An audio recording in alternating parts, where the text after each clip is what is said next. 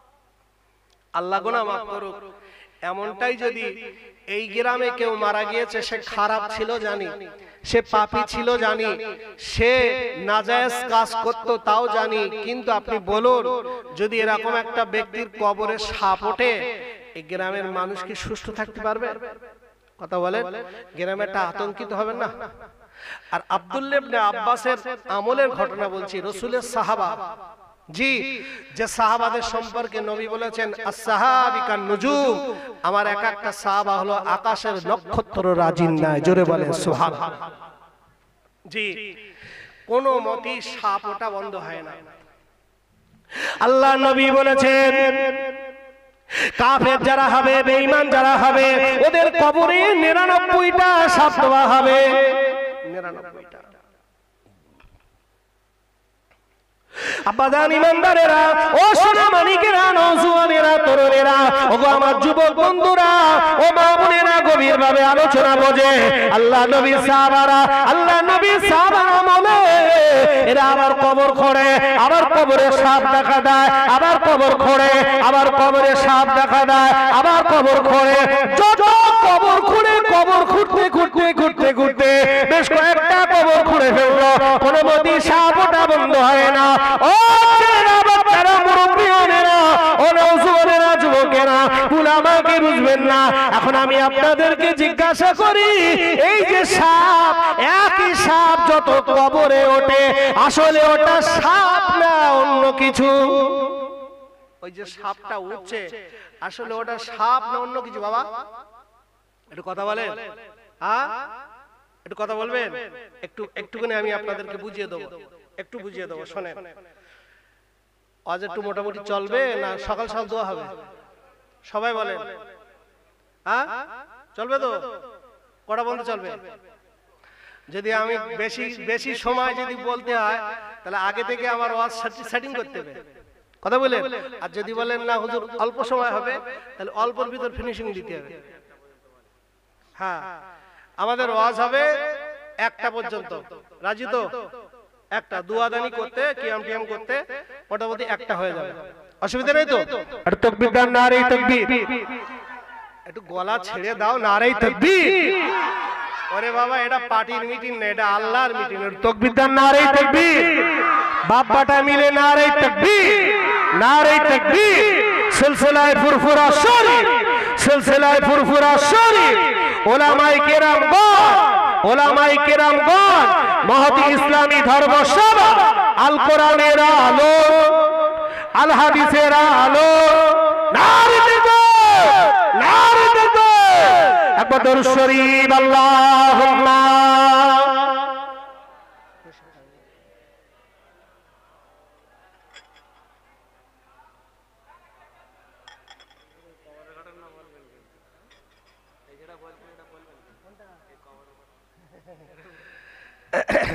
আমার ভাইরা একটু খেয়াল করুন, আমি আপনাদের কাছে এই যে বিষয়টা বললাম, এটা আপনাদেরকে বলবো, তবে একটু গুছিয়ে আসি, সুন্দর করে না বোঝালে বুঝতে পারবেন না। বোঝেন, আল্লাহ নবীর কলিজার টুকরা, খাতুনে জান্নাত আম্মাজান ফাতেমাতুজ জোহরা রাদিয়াল্লাহু তাআলা আনহা, আমার রাসূল যখন ইন্তেকাল করে, ইন্তেকালের সময় মা ফাতেমা রাসূলের মাথার গোড়ায় বসে খুব কাঁদছিল, খুব কান্নাকাটি করছিল। ভাই, বাপ মরে গেলি তো ছেলেরা বেশি কাঁদে না মেয়েরা বেশি কাঁদে? মেয়েরা একেবারে, আর সত্যি বাপের মহব্বতের হয় বেশিরভাগ মেয়েরা, যাই বা হোক, তো খুব কাঁদছে, খুব কাঁদছে। আল্লাহ রাসূল মা ফাতেমার কানে কানে বলেছিল, ও মা কেঁদো না, আমি তোমার আব্বা বলছি, আমি নবী ইন্তেকাল করার পরে 6 মাস পরে তোমার সাথে আমার দেখা হবে। সুবহানাল্লাহ বলেন, 6 মাস পরে। তো ফাতেমা এবারে দিন গুনতে লাগলো, গুনতে গুনতে গুনতে গুনতে 6 মাস হয়ে গেল। আজকে রাতে ফাতেমার 6 মাস পূর্ণ হবে, 6টা মাস পূর্ণ হয়ে গেল। তো সকালবেলা উঠলেন, ফজরের নামাজ পড়লেন, উঠান ঝাড় দিলেন, জামা কাপড় পরিষ্কার করলেন, হযরত আলী কাজে গেলেন। সন্ধ্যাবেলা আলী বাড়ি এসেছে, এসে দেখে ঘর বাড়ি সুন্দর সাজানো গোছানো, আর ফাতেমা একটা কাফনের কাপড় পরে বসে আছে ঘরে। আলী বলছে, ফাতেমা, ও ও ফাতেমা তুমি কাঁদছো কেন? ফাতেমা এই তুমি সাজুগুজু করে বসে আছো আর দেখছি ঘর বাড়ি খুব সুন্দর সাজুগুজু একটা পরিপাটি হয়ে আছে, তা ফাতেমা কি ব্যাপার, বাড়িতে কোনো অনুষ্ঠান আছে নাকি? তা বলছে হুজুর কোনো অনুষ্ঠান নেই, তবে হুজুর একটা অনুষ্ঠান আছে, আমি ফাতেমা এক জায়গায় যাব। তাহলে ফাতেমা কোথায় যাব?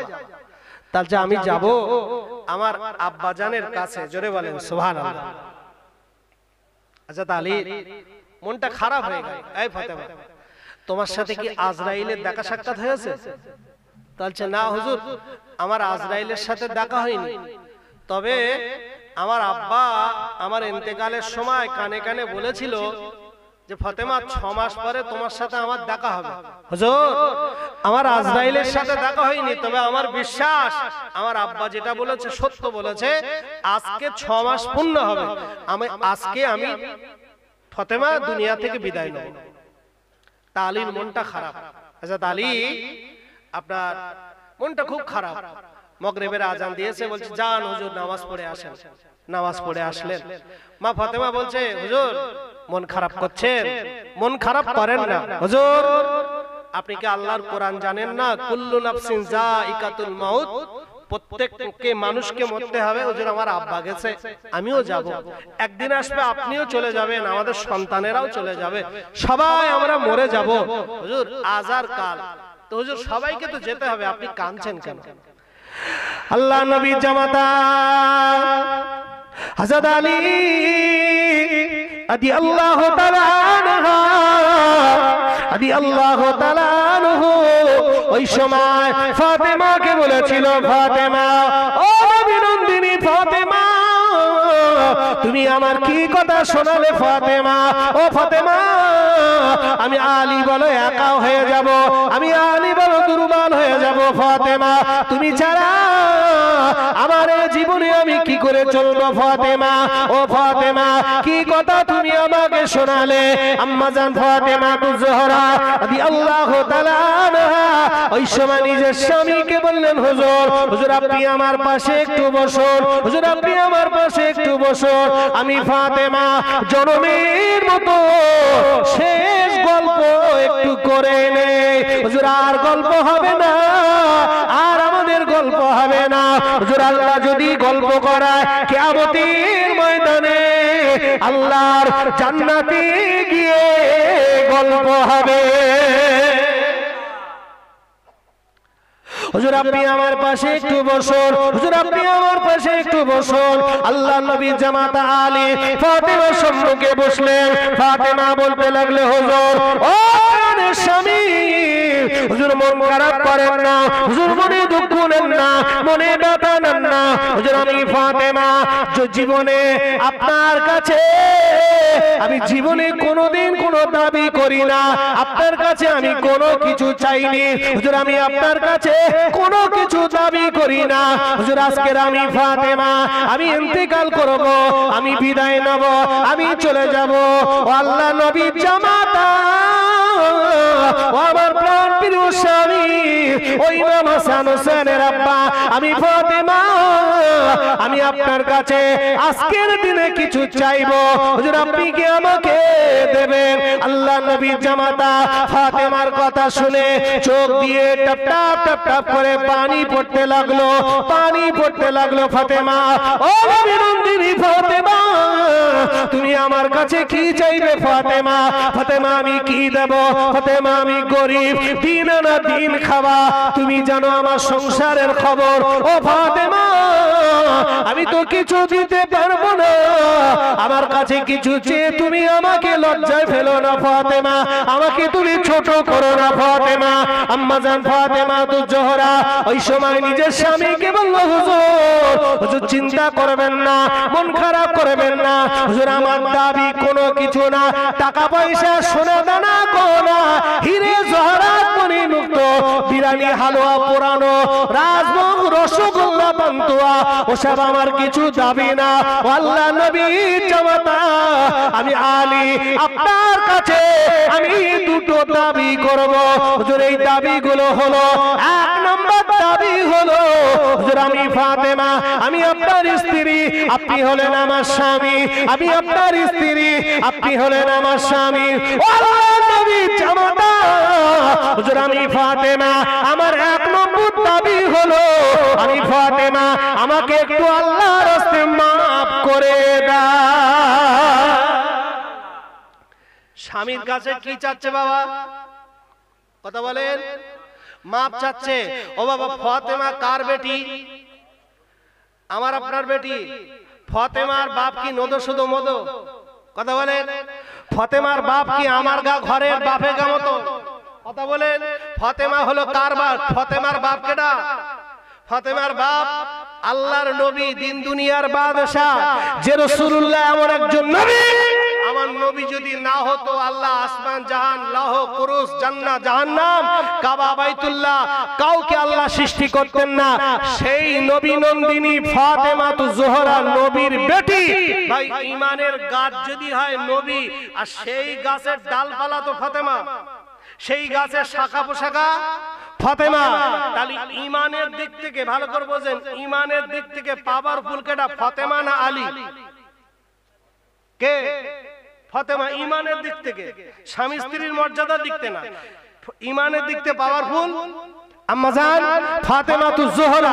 তাহলে ফাতেমা যদি পাওয়ারফুল হয় তাহলে স্বামীর কাছে ক্ষমা টমা চাওয়া লাগে? কথা বলে, কথা বলছেন না কেন? জি, মর্যাদার দিকটা আলাদা, তাই বলে মর্যাদা পেয়ে যার যা স্থান তাকে রাখতে হবে। কথা বুঝেছে? মর্যাদা তোমার অনেক বেশি হতে পারে। দাদা হুজুর পীর কেবলা রহমাতুল্লাহ আলাইহির এলেমের থেকে, দাদা হুজুর পীর কেবলা রহমাতুল্লাহ আলাইহির এলেমের থেকে বসিরহাট আল্লামা রুহুল আমিনের এলেম অনেক বড়। জি জি, এলেম এত আল্লাহ দিয়েছিল। বসিরহাটের আল্লামা রুহুল আমিন যখন ফুরফুরা যেতেন, দাদা হুজুর পীর কেবলা বসিরহাট হুজুরকে দাঁড়িয়ে যেতেন। তা বসিরহাট আল্লামা হুজুর যখন যেত, দাদা হুজুর কেবলা বসিরহাট হুজুরকে দেখে দাঁড়িয়ে যেতেন। তা বসিরহাটের আল্লামা রুহুল আমিন বলতেন, হুজুর আপনি আমার পীর, হুজুর আপনি আমাকে দেখে দাঁড়িয়ে যান, আমার বড় লজ্জা লাগে।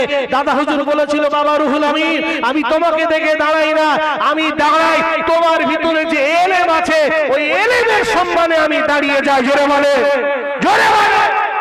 আচ্ছা, বসিরহাটের রুহুল আমিন সাহেবের এলেমের দিকে দাদা হুজুর দাঁড়িয়ে যেত, তাই বলে কি বসিরহাট হুজুরের থেকে দাদা হুজুরের মর্যাদা কম? কথা বলেন। এই আমরা মাঝে মধ্যে না অঙ্ক গুলিয়ে ফেলি, উল্টোপাল্টা করে ফেলি। এই তো তাহলে বসিরহাট হুজুর বড়, এইটা যখনই আপনি ভাববেন আপনার ঈমানে গলদ হয়ে যাবে। কথা বুঝছেন?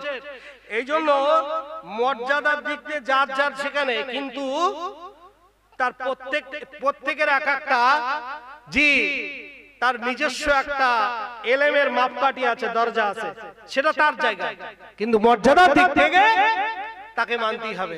তো ফাতেমা তু জোহরা আলীর থেকে মর্যাদার দিক থেকে, আমলের দিক থেকে বড়, কিন্তু বড় হলে কি হবে? এখানে তার হলো স্বামী। আল্লাহ রাসূল বলেছে, স্বামী যদি নারাজ থাকে আল্লাহ নারাজ, আর স্বামী যদি খুশি হয় আল্লাহ খুশি। জোরে বলেন সুবহানাল্লাহ।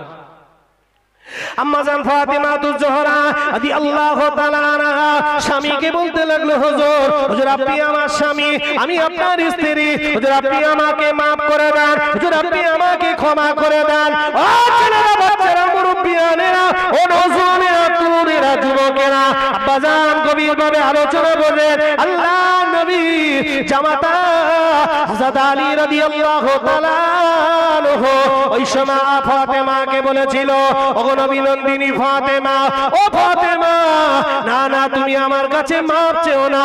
ফাতেমা তুমি আমার কাছে কোনো অন্যায় করোনি, তুমি আমার কাছে কোনো ভুল করোনি। ফাতেমা অন্যায় করোনি তো কেন তোমাকে মাপ করব? আম্মা জান ফাতেমা তো জোরে বলে, হুজুর হুজুর আপনি আমার স্বামী, হুজুর আমার আব্বা জানের মুখে শুনেছি আল্লাহ নবী বলেছেন, ও দুনিয়ার নারীরা, আল্লাহ পাক তোমাদের কাছে বড় নিয়ামত করে পাঠিয়েছেন তোমাদের স্বামী দিগকে। আল্লাহ নবী বলেছে আল্লাহ পাক যদি মানুষের পায়ে সেজদা করার হুকুম দিত তাহলে আমি রাসূলুল্লাহ দুনিয়ার নারীদেরকে বলতাম তোমরা তোমাদের স্বামীর পায়ে সেজদা করো, কিন্তু না না না, সেজদা দিতে হবে আল্লাহর জন্য, সেজদা দুনিয়ার কোনো মানুষের জন্য হবে না। আম্মা জান ফাতেমা নিজের স্বামীকে বলতে লাগলো হুজুর আপনি আমার স্বামী। আবার আব্বা জান বলেছে ও মা খবরদার, স্বামীর মনে দুঃখ দিও না, স্বামীর মনে আঘাত দিও না, স্বামীর মনে কষ্ট দিও না। আল্লাহ নবী বলেছে স্বামী যদি রাজি থাকে আল্লাহ রাব্বুল আলামিন রাজি থাকবে, আর স্বামী যদি নারাজ হয় আল্লাহ রাব্বুল আলামিন নারাজ হয়ে যাবে। ও দুনিয়ার নারীরা আমি রাসূলুল্লাহ জানিয়ে দিলাম খবরদার স্বামীর প্রতি নারাজ হও না, স্বামীর প্রতি অসন্তুষ্ট হও না। ভাইরা বাবাজিরা, আম্মা জান ফাতেমা তো জোহরা স্বামীকে বলতে লাগলো হুজুর আপনি আমার কাছে পানি খেতে চেয়েছেন, আমি ফাতেমা যদি একটু তাড়াতাড়ি দিতে পারতাম। হুজুর আপনি আমার কাছে জামা কাপড় পরিষ্কার করতে বলেছেন, আমি ফাতেমা যদি একটু তাড়াতাড়ি দিতে পারতাম। হুজুর আপনি আমার কাছে খানা খেতে চেয়েছেন, আমি ফাতেমা যদি একটু তাড়াতাড়ি দিতে পারতাম। হুজুর গো রাতের অন্ধকারে দিনের আলোতে জ্ঞানে অজ্ঞানে শয়নের স্বপ্নে না জানি কত অন্যায় কত ভুল আমি করেছি। হুজুর আপনি যদি নারাজ হয়ে যান আল্লাহ নারাজ হয়ে যাবে, আল্লাহ বেজার হয়ে যাবে, আর আল্লাহ যদি বেজার হয় আমি ফাতেমা জাহান্নামে চলে যাব। হুজুর না না, হুজুর আপনি আমাকে আল্লাহর রাস্তে একটু মাফ করে দাও। মা ফাতেমা তো জোহরা নবীর বেটি হয়ে স্বামীর কাছে মাপ চাচ্ছে জি। আর আমাদের ঘরের ফাতেমা আয়েশা খাদিজা জোহরা ওদের কোনো ভুল টুল হয় না, আর ওরা জীবনও স্বামীর কাছে একটাবার বলে না হাগা আমাকে একটু মাপ টাপ করে দিও, কারণ এরা সব খোদার খাসি, এদের ভুল টুল হয় না। যত ভুল ওইসব নবী নন্দিনী ফাতেমা তো জোহরা ওরা করে গেছে। আমার ঘরের ফাতেমা আয়েশা খাদিজা এরা ভুল করতেই পারে না, পারে? এরা ভুল টুল করে না, এরা ভুলেও ঘুমের ঘরেও একটু বলে না যে হাগা আমার একটু মাফ করে দিও, কবে মরে যাবো হায়াত মওতের দিন, জি এরা বলবে না, কারণ এরা এক একটা সব খোদার খুঁটি। কথা বুঝলেন জি বাবাজি? আলোচনা বোঝেন। আল্লাহ রাসূলের সাহাবা আলী বলছে ফাতেমা তুমি যে আমার কাছে মাপ চাচ্ছ, ও ফাতেমা তুমি জানো আজ তোমাকে পেয়ে আমার জীবনটা ধন্য। ফাতেমা তুমি জানো তোমাকে বিয়ে করার জন্য মদিনার ধনী ধনী ঘরের ছেলেরা তোমার আব্বার কাছে বিয়ের প্রস্তাব দিয়েছে, কিন্তু তোমার আব্বা না করে দিয়েছে, দেয়নি। আর আমার মতন গরিব আলীর সাথে তোমার বিয়ে দিয়েছে। ফাতেমা আজ তোমাকে পেয়ে আমার জীবনটা ধন্য। ফাতেমা শোনো, তোমার বয়স হয়েছে, তোমার বিয়ে হবে, তা যেমন হাড়ি তেমন সরা না হাড়ি তো হয় না, খাপে খাপ খাটে না, খাপে খাপ খাটে না। একদিন রাসূলুল্লাহর সাহাবা হযরত আবু বকর আলীকে বললেন আলী আমার মন বলছে এই আলী তুমি যতক্ষণ ফাতেমাকে বিয়ের প্রস্তাব না দেবে আমার নবী মনে হয় তত সময় ফাতেমার বিয়ে দেবে না। জোরে বলেন সুবহানাল্লাহ। আলী বলতে লাগলো হুজুর আপনি আমার সাথে কি কথা বলছেন? আমি তো ওই বাড়ির চাকর, ওই বাড়ির গোলাম, আর ওই বাড়ির মেয়েকে আমি বিয়ে করব? আবু বকর একটু তম্বি করে বললেন এই খেপা কথাকার, একটু বলি দেখো না, হয় হয় হোক, না হয় না হোক, বলি দেখো। তা রাসূলুল্লাহর দরবারে আলী আস্তে আস্তে গিয়ে এরকম হাত পা ঘষতে ঘষতে গিয়ে বলছে হুজুর বিয়াদবি মাফ করবেন, আপনার ফাতেমাকে আমার সাথে একটু বিয়ে দেন না, আমি বিয়ে করব। আল্লাহ রাসূল শুনে মিসকি মিসকি হেসে আলীকে বলেন আলী রে আলী ফাতেমাকে বিয়ে করবি? বলে হুজুর আপনি যদি দেন। এখন আলী যখন বলছে পাশে কিছু ধনী সাহাবা আছে, তারা সঙ্গে সঙ্গে বলছে হুজুর আপনার ফাতেমাকে আমার সাথে বিয়ে দেন না। আর একজন বলছে হুজুর আমার সাথে দেন না, আর একজন বলছে হুজুর আমার সাথে দেন না। আমার নবী এবারে বলছে এই মাথা মোটার দলেরা, আমার ফাতেমা তো একা, আর তোরা এতজন বিয়ে করবি বলছে, হ্যাঁ কজন করবি? আমার নবী সমস্ত সাহাবাদেরকে বললেন, এই আবু বকর, ওমর, উসমান, আই কে আছো চলে আসো, যারা যারা ফাতেমাকে বিয়ে করতে ইচ্ছুক সবাইকে এই মদিনার নবাবিতে ডাকো, গ্রামের ঢেড়ি পেটে দাও, ঢোল পিটে দাও, আজকে আমার ফাতেমার পাকা দেখা সিদ্ধান্ত করব, আমার ফাতেমার বিয়ের সিদ্ধান্ত টানবো, যারা যারা বিয়ে করতে চায় সবাইকে ডাকো। সবাইকে ডাকা হলো, সবাই ডেকে রাসূলুল্লাহ বললেন, এই কেডা কেডা ফাতেমাকে বিয়ে করবে হাত তোলো। সবাই হাত তোলেন, আলী চুপ করে আছে, আলী এর হাত তোলেন। আল্লাহ রাসূল বলছে, আলী? জি হুজুর, বলে হাত তুলেছে। আল্লাহ রাসূল বলছে, শোনো, আবার ফাতেমাকে বিয়ে করব, আজকে আমি পাকা সিদ্ধান্ত করব, সিদ্ধান্ত টানবো। তো আমি রাসূলুল্লাহ আমি একটা প্রতিযোগিতা শুরু করব। প্রতিযোগিতা কি প্রতিযোগী?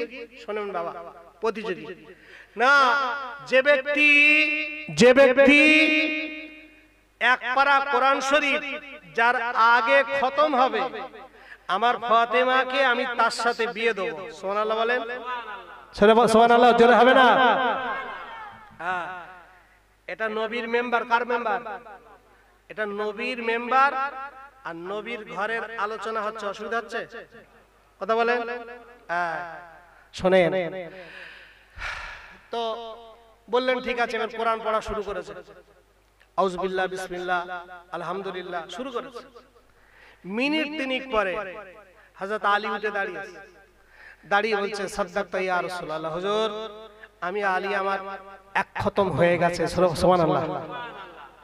হুজুর আমি আলী আমার এক খতম হয়ে গেছে। Community 3 minute. আল্লাহ রাসূল বলছে, এই আলী তুই কি ঠাট্টা করছো? আচ্ছা 3 মিনিটই কোরআন খতম হয়? বলেন বলেন। আমি হাফেজ, যখন মাদ্রাসায় পড়তাম, যখন কোরআন রানিং ছিল সব সময় পড়তাম, এক পারা আমাদের 6 মিনিটই পড়ে দিতাম। এক পারা 6 মিনিটই, 7 মিনিট যার যেরকম পড়ার কন্ডিশন, 6-7 মিনিট 8 মিনিটে আমরা এক পারা পড়ে দিতাম। জি, তখন রানিং ছিল। এখন পারবো না, এখন আমার সময় লেগে যাবে। যতই স্পিড পড়ুক না কেন, এক পারা যদি 5 মিনিট লাগে, তাহলে